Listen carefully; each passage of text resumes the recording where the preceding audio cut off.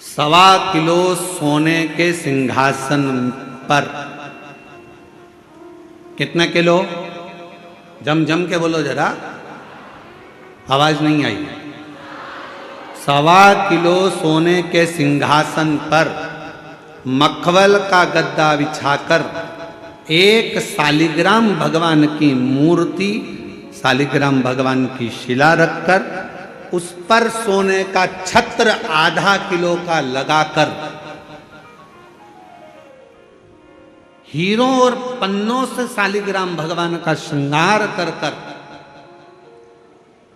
किसी को दान करने का फल मात्र एक बेलपत्र शंकर के मंदिर में चढ़ाने से प्राप्त हो जाता है।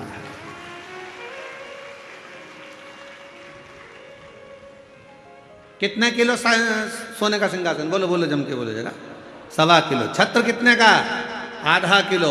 हीरे रतन माणिक मोती सोने से जड़े हुए शालिग्राम भगवान को सिंहासन पर रखकर दान करने का जो पुण्य होता है, 1000 अश्वमेध यज्ञ का बराबर का जो पुण्य होता है, हजारों सर्वोत्तम यज्ञ करने का जो पुण्य होता है, सोम यज्ञ करने का जो पुण्य होता है, वो एक बेलपत्र शंकर भगवान को चढ़ाकर भगवान शिव को अर्पित करने से प्राप्त हो जाता है।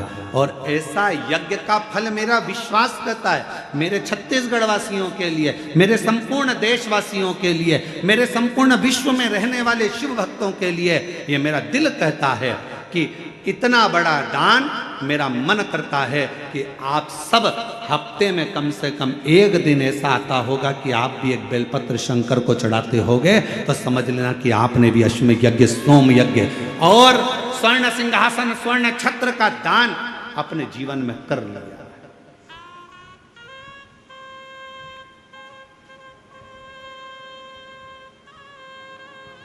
तीन वचन भगवान शिव ने पार्वती जी को दिए हैं, सावधानी से सुनिएगा उन वचनों को।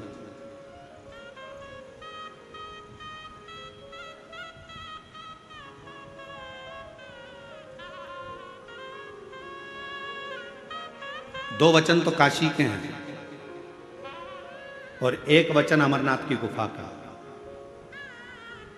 3 वचन मेरे भगवान शंकर ने पार्वती जी को दिए हैं, जिसमें से 2 वचन काशी के हैं कि काशी में शंकर भगवान से पार्वती जी कहती हैं, जिस पति पत्नी में आपस में झगड़ा हो उसमें प्रेम बढ़े, ये वचन दीजिए। शिव जी ने वचन दिया, पति पत्नी अगर झगड़ा करेंगे तो उनमें आपस में प्रेम बढ़ेगा। झगड़ा करने के बाद प्रेम बढ़ता है, स्नेह बढ़ता है। दूसरा वचन दीजिए, काशी में अगर कोई मरेगा तो उसको गुरु मंत्र तुम्हें देना पड़ेगा, तारण मंत्र तुमको देना पड़ेगा। शंकर भगवान ने वचन दिया कि काशी के अंदर अगर कोई मरेगा तो उसको तारण मंत्र में दूंगा, तारक मंत्र में दूंगा। और अमरनाथ की गुफा में तीसरे नंबर का वचन भगवान शंकर ने दिया, शिव जी ने दिया, बाबा जग कल्याण के लिए एक वचन चाहिए। क्या? भूल से भी अगर कोई एक बेलपत्र का स्पर्श मात्र कर ले, स्पर्श मात्र कर ले, अगर भूल से भी अगर कोई बेलपत्र को छू ले या बेलपत्र का स्पर्श कर कर आपकी आराधना में या किसी को दान में दे दे, तो वो संसार सागर में दूसरी बार जन्म ना ले, वो आपके धाम में जाकर विराज ले। वचन दीजिए, पुनरपि जननम पुनरपि मरणम के प्रपंच से छुड़ा देता है एक बेलपत्र का पौधा।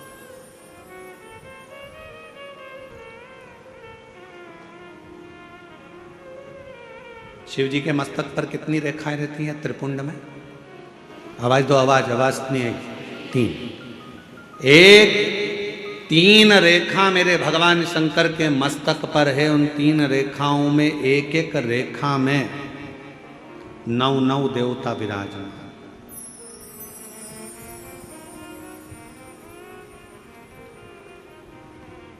एक रेखा में 9 देवता, दूसरी रेखा में 9 देवता, तीसरी रेखा में 9 देवता।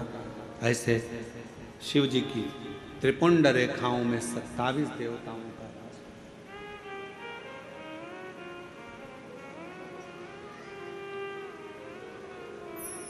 पूरे एक त्रिपुंड में।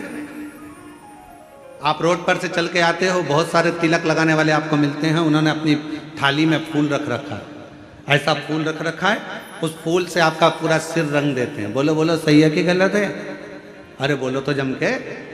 ऐसा सिर रंग देते हैं और आप उनसे कुछ कहती भी नहीं हो। आपको कहना चाहिए ये सिर रंगने से कुछ नहीं होगा, अगर कुछ करना है तो अपने हाथ की 3 उंगलियां लीजिए और त्रिपुंड खींचिए। कम से कम 27 देवता मेरे मस्तक पर रहना चाहिए। 27 देवता मेरे मस्तक पर रहना चाहिए। चंदन की, भस्म की, रौली की, मौली की। अगर आप किसी भी भस्म का, चंदन का मस्तक पर अगर आप अष्टगंध का भी अगर त्रिपुंड लगा रहे हो तो आपके मस्तक पर 27 देवता त्रिपुंड की 3 लाइन खींचते से ही विराजमान हो जाते हैं। तिलक लगाने वाले फूल रख लिया, फूल से पूरा माथा रंग दिया, रंगने के बाद कह दिया चलो दक्षिणा दो और जाओ। उस समय पर आपको कहना चाहिए मैं कथा में आई हूं, शिव की कथा है, मेरे मस्तक पर त्रिपुंड लगा। त्रिपुंड से मतलब है कि 27 देवता, जब तक मेरे मस्तक पर त्रिपुंड रहेगा 27 देवता मेरे साथ में हर पल हर घड़ी रहेंगे, हर क्षण। पर हम नहीं बोल पाते, उन्होंने लिया फूल से रंग दिया, नहीं नहीं नहीं, हमको त्रिपुंड लगाइए, हमारे मस्तक पर त्रिपुंड होना चाहिए।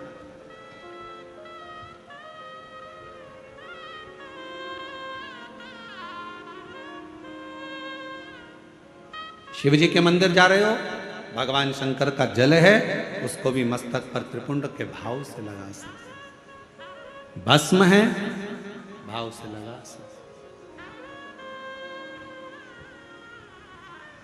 और यदि कुछ भी ना लगा सको तो फिर एक काम करो, शंकर के मंदिर में जब जाओ, झुककर जब प्रणाम करो तो अपना मस्तक शिव के चरणों में झुककर प्रणाम करोगे तो जो शिव भक्त आएंगे उनके चरण की रज आपके जब मस्तक पर लगेगी तो आपका कल्याण कर देगी, आपका उद्धार कर देगी,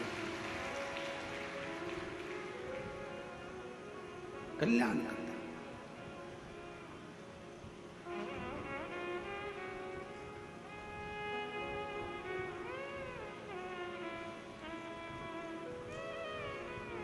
कहते हैं कि 27 देवता जो त्रिपुंड में विराजमान है वो शंकर से मिलाने का कार्य करते हैं, शिव से मिलाने का।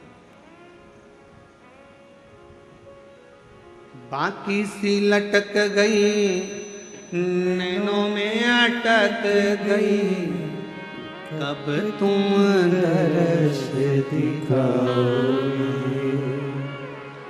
बाकी सी लटक गई, नैनों में अटक गई, कब तुम दर्श दिखाओगे।